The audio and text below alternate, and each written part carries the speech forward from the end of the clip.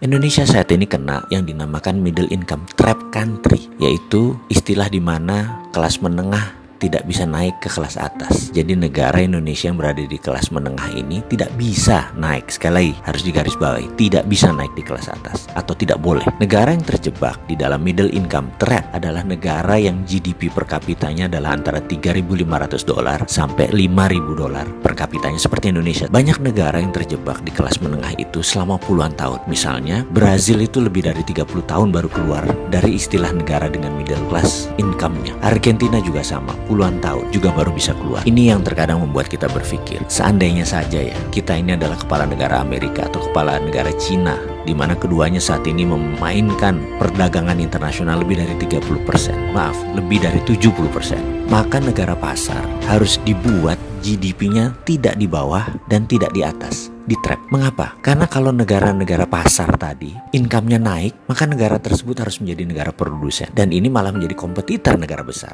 Nggak boleh. Jadi nggak boleh negara tersebut jadi produsen. Kalau negara tersebut miskin, misalnya GDP-nya di bawah 1.000 per kapita, mereka nggak mampu beli barang Cina dan beli barang Amerika. Dan kedua negara itu nggak mau membuat negara tersebut miskin. Makanya negara-negara market harus dijebak di tengah. Cara trapnya bagaimana? Dan mengapa harus di trap atau dijebak? Biasanya negara yang berpenduduk besar yang dijebak di tengah oleh negara kapitalis. Caranya dengan jangan jadikan mereka negara produsen dan manufaktur. Kedua, jangan jadikan mereka swasembada pangan. Terakhir, jangan mereka bisa mengendalikan energi. Ada sebuah perkataan dari Menteri Luar Negeri Amerika dulu namanya Henry Kissinger. You control the food, you control the people. You control energy, you control the country. Kalau mau mengendalikan rakyat, kendalikan pangan mereka. Kalau mau mengendalikan sebuah negara, kendalikan energi mereka, minyak bumi mereka. Kita kasih contoh sederhana negara Venezuela yang baru-baru ini. Negara ini menghasilkan minyak lebih besar dari Indonesia. Suatu saat Venezuela melawan dalam tanda petik Amerika dengan menjual minyak mentahnya ke Cina. Amerika marah dan Amerika membuat Venezuela menjadi failed state atau negara gagal dengan financial warfare yang dilakukan oleh economic hitman-nya, pasukannya CIA-nya Amerika. Dan kita semua tahu negara tersebut dalam setahun terjadi hyperinflation. Mata uang Venezuela nilainya jatuh 1.000.000% sampai harus menerbitkan